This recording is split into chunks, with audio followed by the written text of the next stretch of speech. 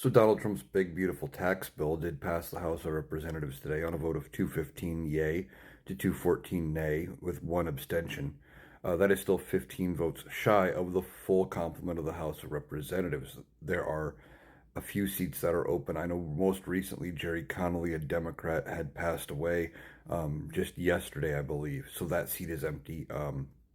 Some other people were not there, but it passed, and I am surprised it passed. And I think if everybody had been there, it wouldn't have. If that one person who just voted present had voted no, it wouldn't have passed.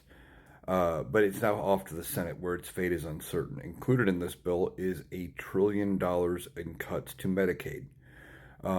There are cutting Medicare. There's cuts to a lot of assistance programs, including food benefits.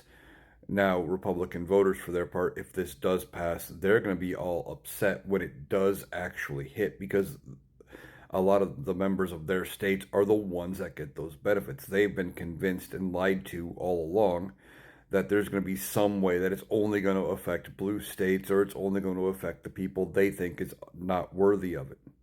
Now, one of the things Republicans did tie to the Medicaid cuts is a work requirement, which is rich, considering that when Medicaid was initially thought of in the 60s, when it was initially put into place, it was specifically for people who were not working. You had to be completely unemployed to get any sort of benefit. And now we've gone around to the other side of the equation, where instead of taking care of people who are vulnerable, now it's, well, the vulnerable people are screwed. You must work if you're able. And that's just ridiculous. Now, will it pass the Senate? I don't know. Several Republican senators have said they will not vote for it, and it will be up to the Senate parliamentarian if this actually qualifies under reconciliation, because there are some things they tried to put in there. I haven't read the entire 1,000 pages, but they were trying to put some wording in there limiting like federal judges and things like that on granting nationwide injunctions, specifically on immigration, but they don't want to include those federal injunctions.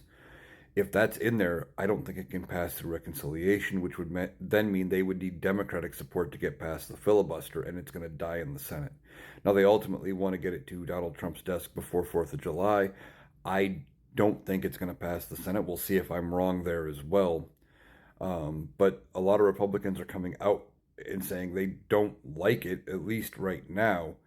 Now, they could publicly say they don't like it and still vote for it, but uh, we will see if these massive cuts end up hitting Republican areas or the poorest of us, and we will only have Republicans to blame.